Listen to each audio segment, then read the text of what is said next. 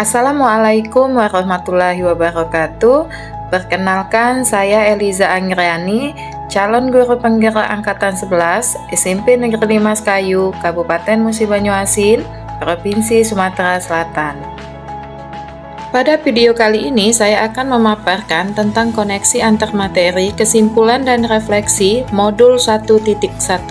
Menurut pemikiran filosofi Ki Hajar Dewantara, pendidikan dan pengajaran merupakan dua hal yang berbeda, di mana pendidikan adalah memberi tuntunan terhadap segala kekuatan kodrat yang dimiliki anak agar ia mampu mencapai keselamatan dan kebahagiaan setinggi-tingginya.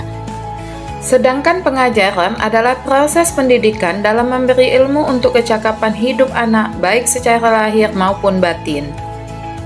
Apa yang saya percaya tentang murid dan pembelajaran di kelas sebelum saya mempelajari modul 1.1? Sebelum mempelajari modul 1.1, saya melaksanakan pembelajaran yang berpusat pada guru atau teacher center, di mana peran guru lebih dominan dibandingkan peserta didik. Guru dijadikan pusat pembelajaran, tidak menjadikan peserta didik sebagai pusat pembelajaran yang saya lakukan. Saya lebih dominan di dalam kelas dengan berbagai aktivitas dan peserta didik cenderung mengikuti gaya belajar yang saya lakukan. Peserta didik cenderung pasif dalam belajar. Mereka tidak terlibat aktif dan lebih mengikuti semua proses belajar yang saya rencanakan. Saya kurang memahami karakter peserta didik, sehingga saya menjadikan semua karakter peserta didik sama, padahal setiap peserta didik mempunyai karakter dan keunikan yang berbeda-beda. Saya tidak mementingkan pembelajaran itu bermakna atau tidak, tapi saya lebih berorientasi pada hasil yang dicapai oleh peserta didik, agar semua materi dapat terselesaikan dengan tuntas. Apa yang berubah dari pemikiran atau perilaku saya setelah mempelajari modul ini? Dengan mempelajari modul ini, saya banyak melakukan refleksi terhadap diri saya sendiri. Banyak sekali pemikiran yang bertentangan dengan saya dalam proses pembelajaran yang selama ini saya lakukan.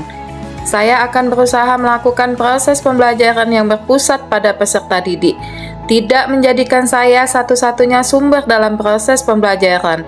Sumber belajar dapat dilakukan dari lingkungan, teman sejawat, penggunaan teknologi, atau hal-hal lain yang mendukung proses pembelajaran. Peserta didik bisa melakukan berbagai aktivitas dengan keterlibatan mereka secara langsung dalam proses pembelajaran. Saya berusaha memahami karakteristik peserta didik, karena karakter setiap anak itu tidak ada yang sama. Mereka mempunyai karakter dan keunikan masing-masing, karena berasal dari lingkungan dan keluarga yang berbeda-beda, sesuai dengan kodrat alam dan kodrat zaman. Karena itu mereka harus kita tuntun, harus dapat kita pahami bahwa karakter mereka tidak bisa disamakan satu dengan yang lainnya. Pemahaman karakteristik anak ini akan menjadikan proses pembelajaran lebih bermakna, karena mereka merasa bahwa proses pembelajaran yang kita lakukan akan sesuai dengan karakter yang mereka miliki. Apa yang dapat segera saya terapkan lebih baik agar kelas saya mencerminkan pemikiran Ki Hajar Dewantara? Beberapa upaya yang dapat saya terapkan di kelas agar mencerminkan pemikiran Ki Hajar Dewantara, yaitu pembelajaran lebih kepada mendesain pembelajaran yang berpusat pada peserta didik, yang bersifat kreatif, inovatif, kolaboratif, sehingga proses pembelajaran lebih menyenangkan dan lebih bermakna. Pembelajaran lebih kepada menuntun. Saya akan berusaha menuntun peserta didik dengan berbagai keunikan dan kodratnya yang berbeda-beda, untuk tetap terlibat secara aktif dalam proses pembelajaran yang saya lakukan. Guru harus memiliki kesabaran agar peserta didik mampu menerima dan tidak terkesan memaksakan. Memadukan kodrat alam dan kodrat zaman dalam proses pembelajaran. Kita tahu bahwa kodrat alam dan kodrat zaman tidak bisa dilepaskan satu sama lainnya. Kodrat alam berkaitan dengan lingkungan alam yang berada di sekitar peserta didik, sedangkan kodrat zaman berkaitan dengan tuntunan zaman yang selalu berkembang dan selalu berubah dari waktu ke waktu. Kita tahu sekarang ini kita tidak bisa lepas dari yang namanya teknologi. Menanamkan budi pekerti.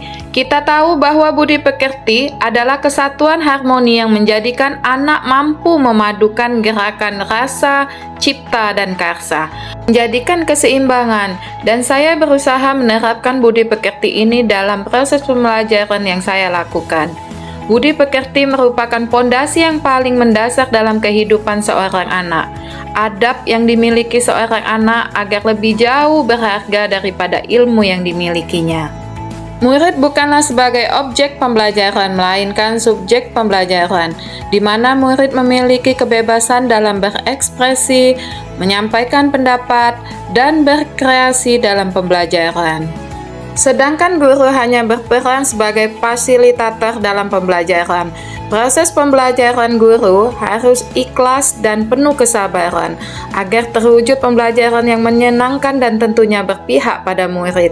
Pembelajaran yang berpihak pada murid merupakan konsep yang dapat meningkatkan kualitas pendidikan. Dengan mengutamakan kebutuhan dan potensi setiap murid, proses belajar mengajar menjadi lebih efektif dan menyenangkan. Pendekatan pembelajaran yang berpusat kepada peserta didik atau anak merupakan sistem pembelajaran yang menunjukkan dominasi peserta didik selama kegiatan pembelajaran, dan guru hanya sebagai fasilitator, pembimbing, dan pemimpin. Pembelajaran aktif di mana murid memecahkan masalah, menjawab pertanyaan, merumuskan pertanyaan mereka sendiri, berdiskusi, pembelajaran kooperatif, di mana siswa bekerja dalam tim pada masalah dan proyek. Pembelajaran yang memerdekakan anak adalah pembelajaran yang berpusat pada anak. Setiap proses pembelajaran didasarkan pada kebutuhan dan minat anak dengan melihat hasil observasi yang menunjukkan capaian anak, hal yang dia senangi, serta keterlibatan aktif anak pada kegiatan belajar. Dengan berpegang teguh pada konsep pembelajaran yang memerdekakan anak, pembelajaran tidak lagi menuntut, melainkan menuntun, karena tugas guru adalah memberi tuntunan atau arahan yang baik kepada murid, sehingga pembelajaran yang berpihak pada murid dapat tercipta dengan baik. Demikianlah, semoga video ini dapat menginspirasi. Wassalamualaikum warahmatullahi wabarakatuh. Terima kasih, salam dan bahagia.